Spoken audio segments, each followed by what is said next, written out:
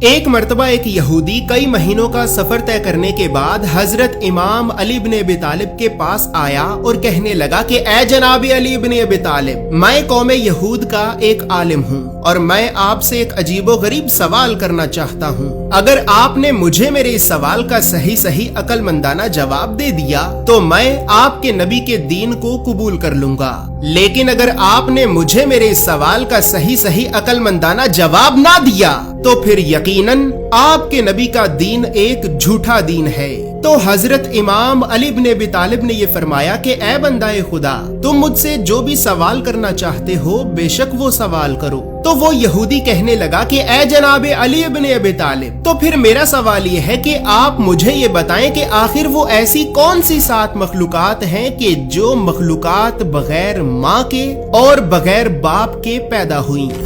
دوستو یہاں پر یہ بات یاد رہے کہ اس یہودی نے حضرت امام علی بن ابی طالب سے ان 7 مخلوقات کے بارے میں یہ جو سوال کیا تھا، تو ان 7 کی 7 مخلوقات کا ذکر قرآن میں موجود ہے، اور یہ جو واقعہ میں آپ کو ابھی اس ویڈیو میں آگے سنانے لگا ہوں تو اس واقعہ کا ذکر بھی آج سے 1000 سال سے بھی پہلے لکھی گئی احادیث کی کئی کتابوں میں بھی موجود ہے، جن کے حوالے انشاءاللہ میں آپ کو اس ویڈیو کے آخر میں بتا دوں گا۔ لہٰذا اس ویڈیو کو دیکھتے وقت یہ بات یاد رہے کہ یہ جو واقعہ میں آپ کو ابھی اس ویڈیو میں سنانے لگا ہوں تو یہ واقعہ قرآن و حدیث دونوں کی ہی روشنی میں 100% ایک سچا واقعہ ہے۔ تو بس پھر اب حضرت امام علی بن ابی طالب نے اس یہودی سے یہ فرمایا کہ اے بندہ خدا، تو پھر اب تم یہ بات جان لو کہ وہ 7 مخلوقات کے جو مخلوقات بغیر ماں کے اور بغیر باپ کے پیدا ہوئیں، تو ان 7 مخلوقات میں سے پہلی مخلوق اللہ کے نبی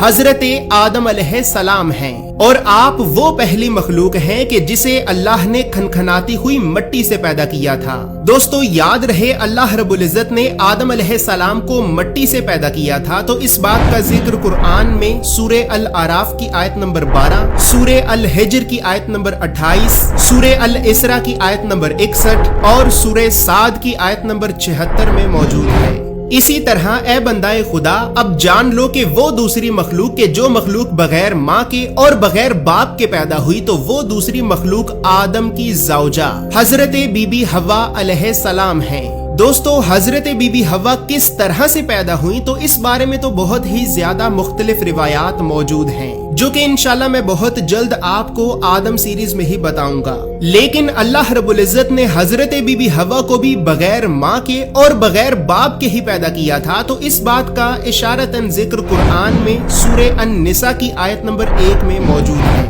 تو بس پھر اب اسی طرح حضرت امام علی بن ابی طالب نے اس یہودی سے یہ فرمایا کہ اے بندہ خدا، اب جان لو کہ وہ تیسری مخلوق کے جو مخلوق بغیر ماں کے اور بغیر باپ کے پیدا ہوئی، تو وہ تیسری مخلوق ایک کوا ہے، اور یہ کوا اس زمین پہ تب آیا تھا کہ جب آدم کے بیٹے قابیل نے اپنے بھائی حابیل کو قتل کیا، لیکن قتل کرنے کے بعد قابیل اس بات کو لے کر پریشان ہو گیا کہ آخر اب وہ اپنے اس بھائی کی لاش کو اپنے باپ آدم اور ماں حوا سے کیسے چھپائے۔ تو بس پھر کچھ ہی دیر کے ہی بعد اللہ نے آسمان سے ایک کوے کو اس زمین پہ بھیجا، اور پھر اس کوے نے ایک دوسرے کوے کو مار کر اپنی چونچ سے اس زمین میں ایک گڑھا کھودا، اور پھر اس گڑھے کو کھودنے کے بعد آسمان سے آئے ہوئے کوے نے اس مرے ہوئے کوے کو اس گڑھے میں دفنا دیا۔ بس جیسے ہی قابیل نے اس کوے کو دیکھا کہ اس کوے نے تو دوسرے مرے ہوئے کوے کو زمین میں گڑھا کھود کر زمین میں ہی دفنا دیا ہے، تو پھر قابیل نے بھی اپنے بھائی حابیل کی لاش کو چھپانے کے لیے بالکل اسی کوے کی طرح ہی زمین میں ایک گڑھا کھودا،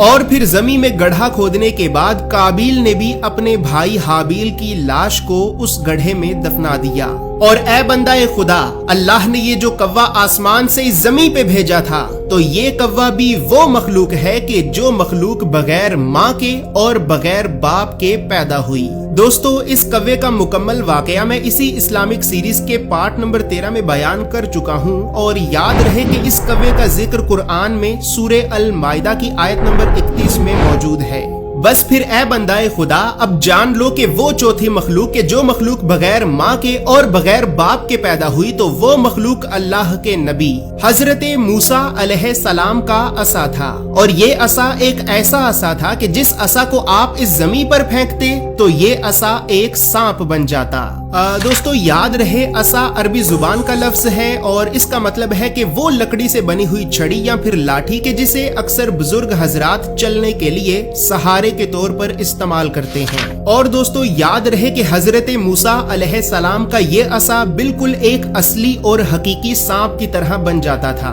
लिहाजा चूंकि ये सांप किसी और दूसरे सांप से पैदा नहीं हुआ था, तो इसी वजह से ही ये सांप भी एक ऐसी मखलूक है कि जो मखलूक बगैर माँ के और बगैर बाप के पैदा हुई थी। और दोस्तों इस असा का जिक्र कुरान में सूरह ताहा की आयत नंबर 65 से 70 में मौजूद है। इसी तरह ए बंदाए खुदा, अब जान लो कि वो पांचवी मखलूक के जो मखलूक भी बगैर माँ के और बगैर बाप के ही पैदा हुई, तो वो मखलूक अल्लाह के नबी हजरत इब्राहिम अलैहिस्सलाम की कुर्बानी का दुम्बा था। और इस दुम्बे को हजरत जिब्राइल जन्नत से इस जमी पर लेकर आए थे। और हजरत जिब्राइल इस दुम्बे को उस वक्त इस जमी पर लेकर आए थे कि जब अल्लाह रब्बुल इज्जत ने इम्तिहान के तौर पर हजरत इब्राहिम को उनके बेटे हजरत इस्माइल की कुर्बानी करने का हुक्म दिया था। दोस्तों हजरत इब्राहिम के इस दुम्बे का जिक्र कुरान में इशारतन सूरह अस-साफात की आयत नंबर 107 में मौजूद है, जबकि मौजूदा दौर की इंजील यानी बाइबल के मुताबिक बाइबल के बिल्कुल शुरू में ही बुक ऑफ जेनेसिस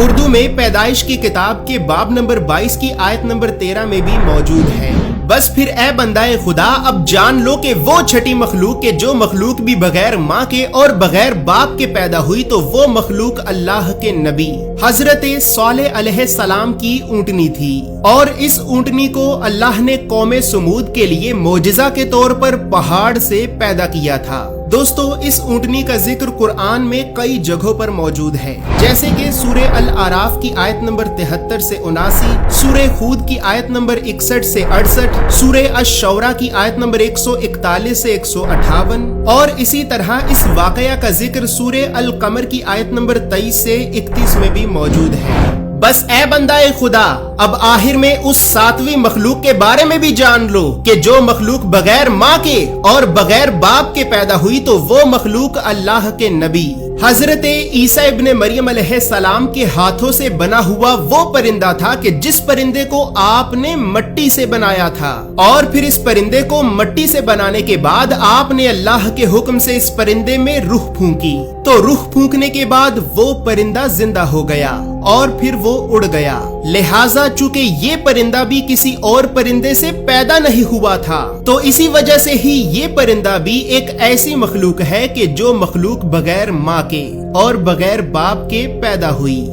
दोस्तों याद रहे, हजरत ईसा इब्ने मरियम अलैहिस्सलाम मट्टी से परिंदे बनाते थे और फिर आप उन मट्टी से बने हुए परिंदों में जब रूह फूंकते तो वो परिंदे जिंदा हो जाते थे। तो इस बात का जिक्र कुरान में दो जगहों पर सूरह आले इमरान की आयत नंबर 49 और सूरह अल माइदा की आयत नंबर 110 में वाज़े तौर पर मौजूद है। अब दोस्तों यहाँ पर ये बात भी याद रहे कि ये जो सारा वाकया मैंने आपको अभी सुनाया है, तो इस वाकया का जिक्र बिहारुल अनवार के volume number 10, volume number 33, volume number 60 और वॉल्यूम नंबर 61 में मौजूद है। जबकि बिल्कुल यही वाकया आज से 1000 साल से भी पहले लिखी गई अहादीस की दो मोतबर तरीन किताबें ओयून अखबार अल रिजा के वॉल्यूम नंबर 1 के बाब नंबर 24 की हदीस नंबर 1 में और अल खिसाल के बाब नंबर 12 की हदीस नंबर 1 में भी वाज़े तौर पर मौजूद है। बस अब दोस्तों वीडियो के आखिर में साथ ही यहाँ पर ये बात भी याद रहे कि इस यहूदी ने हजरत इमाम अली इब्न अबी तालिब से ये जो सवाल किया था,